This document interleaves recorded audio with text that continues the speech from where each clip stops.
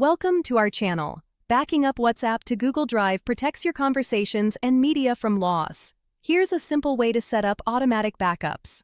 Step 1. Open WhatsApp on your Android phone and tap the 3 vertical dots in the top right corner. Step 2. Select Settings from the menu that appears. Step 3. Tap on Chats, then select Chat Backup from the options. Step 4. Tap on Backup to Google Drive and choose how often you want automatic backups, daily, weekly, or monthly.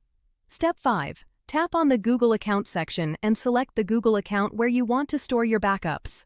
Step 6. Choose your backup network settings. Select Wi-Fi only to avoid using mobile data for backups.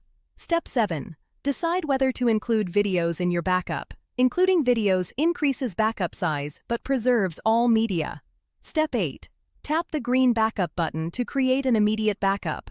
Future backups will occur automatically based on your schedule. You can restore from this backup when setting up WhatsApp on a new device. Don't forget to like this video and subscribe to our channel.